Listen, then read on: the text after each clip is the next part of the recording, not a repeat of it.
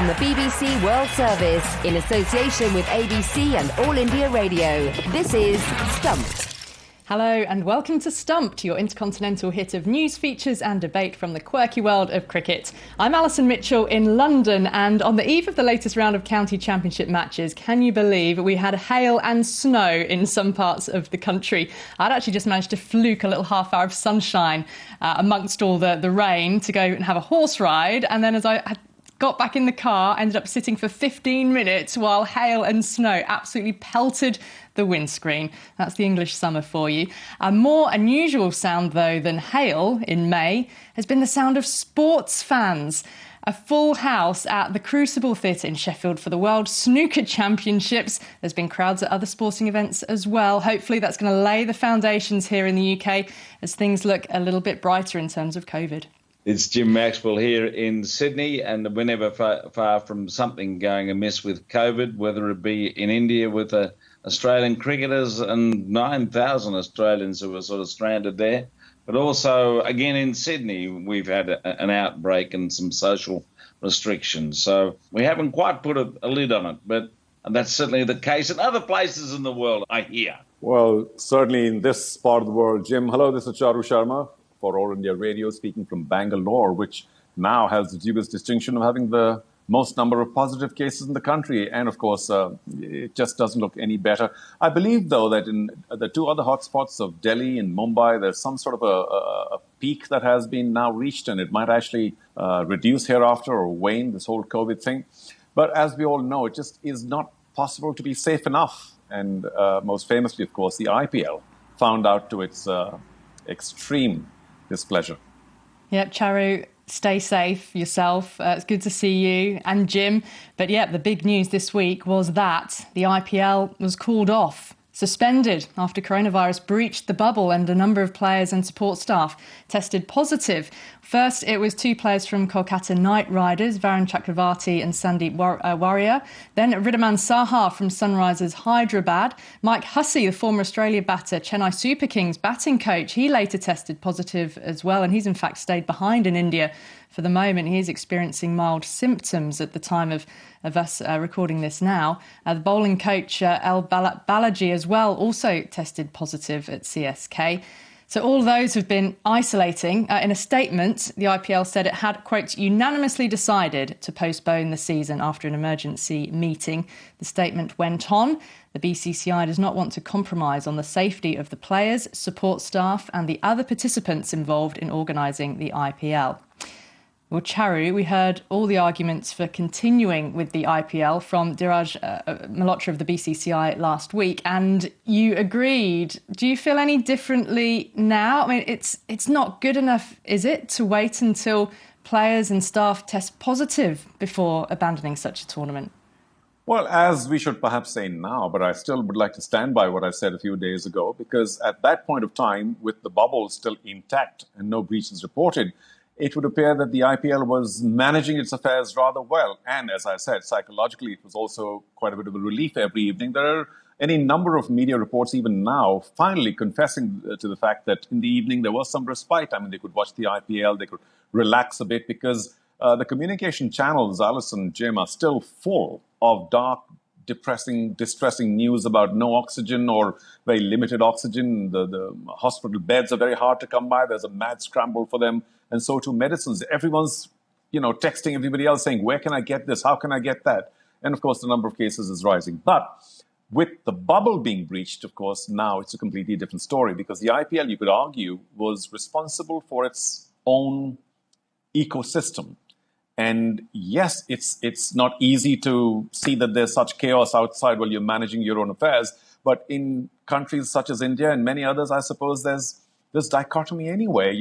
How can you even have a decent meal when you see so many people going hungry? So in the same respect, how can you be playing this when there's so many people, turning positive? So I just think that essential difference, and the IPL, to my mind, took a very quick decision, because they realized once the bubble had been breached, there was no case for the IPL to continue. And despite this massive commercial, should we say, question mark now about season 14, they did decide to suspend the IPL immediately. So there was some quick decision-making then, which was required for sure.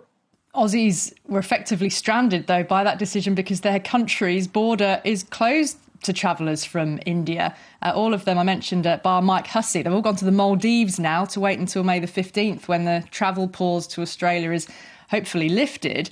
Jim, what is the public mood in Australia towards the Australian cricketers looking to get back? Because, there are a lot of Australian citizens in India who also want to get back to Australia. I don't think Michael Slater's outcry and criticism of the Prime Minister's helped their cause at all. OK, he may think that the Prime Minister lacks empathy, particularly after stating that if anyone breaches the 2-week ban that's taking place, that they could end up in jail. And then, of course, the Prime Minister has said, well, that wouldn't be enforced. But there's some ill feeling around about the place, particularly for all those other people, and not so much the cricketers, because they were not representing Australia as such, even though they're Australian citizens.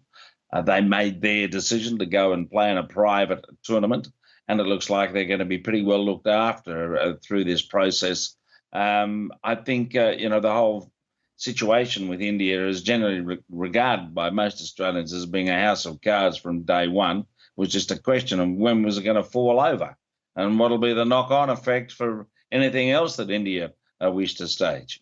Well, there's a rather large tournament, isn't there, coming up, Charu, which India hope to stage. We again heard last week that the UAE is on standby as an alternative to the T20 World Cup. But, there's reports coming out now, starting to come out now that players have been leaving the IPL, that the bubble, wasn't as secure as it should have been. Yes, we know there's been breaches now, but reports that those who were actually in charge of ensuring the integrity of the bio bubble themselves didn't actually stick to the rules. Some were seen leaving the bubble to go and have a smoke, for example.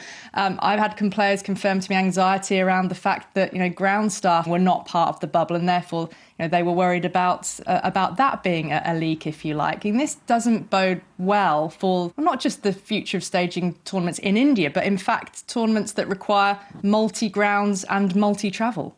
Well, under such pandemic conditions, yes, I do think, the BCCI particularly, or the IPL, or India in general, has not been able to live up to the international requirements of a bio bubble. But, you mentioned the T20 World Cup, and perhaps it's therefore understandable that sometime late last year or even by January, February, the Indian Cricket Board was very keen to test the fact that they can create an internationally acceptable biosecure zone during the IPL to be able to ensure or to prove to themselves that they could do it for the T20 World Cup if required by then. Who in November, December knew about the second wave, which of course, as we know now, is far more dangerous or disastrous than the earlier wave. So, I'm not protecting anyone. They don't need me to defend them. But I do think, one can understand why they were so keen to create this bio bubble and prove to the world that they can do it. But nations are different, Alison. And I always knew, you can say, this is not hindsight, that in countries such as India, with the population pressures of so many people involved with so many tasks, it was always going to be a very difficult bio bubble to secure. Stumped with Alison Mitchell on the BBC World Service. Now, over the last few months, it's been noticeable that a string of high-profile cricketers have been banned from the sport by the ICC's anti-corruption unit. It was a big shock for many cricket followers to learn that the former Zimbabwe captain Heath Streak was one of them. He was recently banned for 8 years. Well, with all these sanctions, we want to know on Stumped whether corruption in cricket has got worse or whether the investigations have just got better.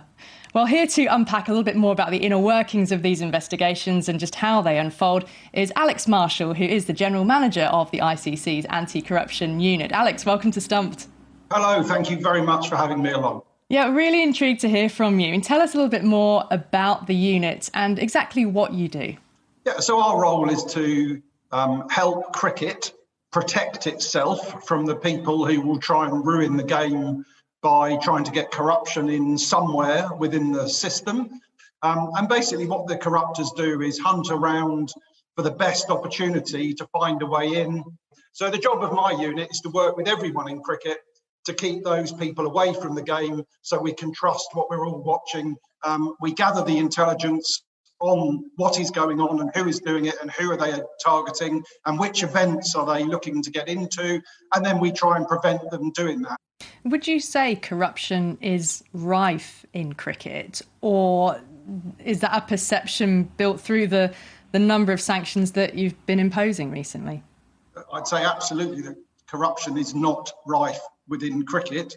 What is rife and has been an ever-present for as long as we all remember, is that there are people who have looked for ways to corrupt cricket, and occasionally there are people who get compromised and who get hooked in, or who are greedy, or who somehow develop a vulnerability that the corruptors will look to exploit. Alex, it's Jim Maxwell in Sydney. Are the corruptors getting more sophisticated in the way they're doing their business, which makes them harder to get to discover? So yes, they are getting more sophisticated. So more often they're looking for lower and lower levels of cricket, and to the extreme that in one case, some of the corruptors we're disrupting had to invent a cricket match and pretend it was being played in a different country, basically a cricket match involving actors with full signage around the ground, because they couldn't find any route in to real cricket. So they tried to make a game up. We spoke to the local police, they got arrested.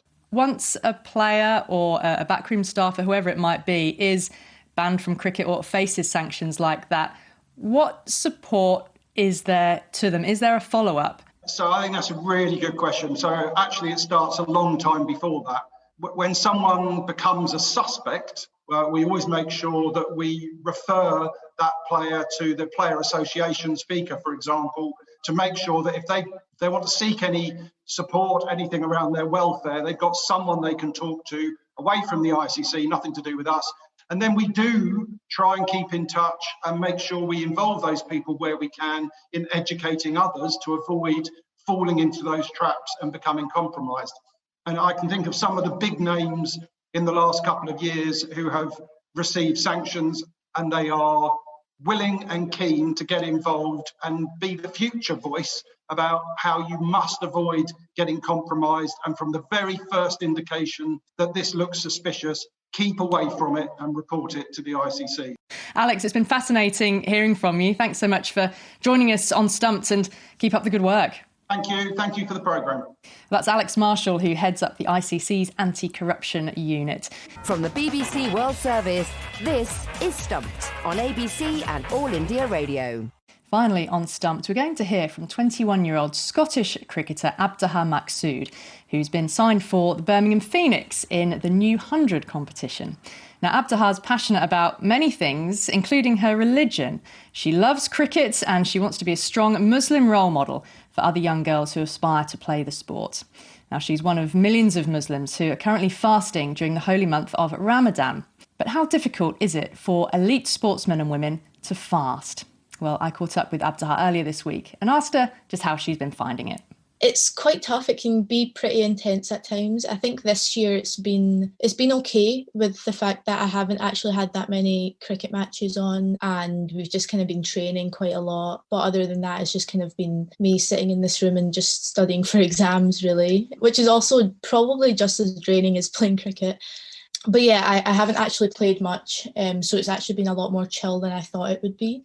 But yeah, it's just about knowing your limits and not overdoing it, because obviously Ramadan is quite an important time for us and we want to fast as much as we can, but if that means that it's going to hurt us or affect our health, then we need to really think about that as well, and we can always make up our fasts after Ramadan as well. And you've been wearing the hijab since your age 10 or 11, I was reading. Yeah. How important is that to you as a symbol, and also indeed as a way of encouraging other young Muslim women to get into any sport, but cricket in particular? Yeah, I think it's super important. I think when I was younger, I never really saw a Muslim athlete who wore the hijab. So when I first started wearing it and decided that I was going to play cricket, it was quite daunting just because of the fact that I had never seen that represented anywhere else. So yeah, it was daunting for me to walk into that hall for the very first time. I was scared, and I did. Obviously, people are going to look at me and stare. But, you know, you just kind of get used to it after a wee while. So that is one thing that I'm genuinely quite excited about, is just playing cricket at a high level and wearing the hijab and making sure that people see that. And, you know, people who also, young girls who also wear the hijab, see that and see that, yeah, they can definitely play at a high standard with whatever sport it is. They can still, you know, achieve whatever they want to achieve, even if they're wearing the hijab. And that's where, for example, you playing for the 100, you signed up for Birmingham Phoenix this summer. That would be an incredible platform for you to stand proudly on and play as a Muslim hijab-wearing female cricketer. Yeah, honestly, it's huge. I'm really excited for it. And if I can inspire like 2 or 3 girls who wear the hijab, or who, you know, young Muslim girls, or any girls really, then I'm happy. Honestly, I just want to soak in the experience. This is something completely different for me. I've never done this before, and I'm playing with and against some incredible cricketers. Well, best of luck for the upcoming 100 season. It's going to be really great to watch you in action. Thanks so much for joining us on Stumped and sharing your story. Thank you so much for having me. I really enjoyed speaking to Abtaha, and the 100 really is going to give her a tremendous platform, both for being that visible role model and also furthering her own cricket as well. Well, that's it for this week's Stumped here on All India Radio. Don't forget you can stay in touch with us throughout the week. Just follow us on Twitter at BBCWS Sport and that hashtag BBC Stumped. Thanks to my co-hosts Charu, Sharma and Jim Maxwell. And of course to you for listening. We'll see you again next week. Bye for now. Stumped is a BBC sport production for the BBC World Service in association with the Australian Broadcasting Corporation and All India Radio.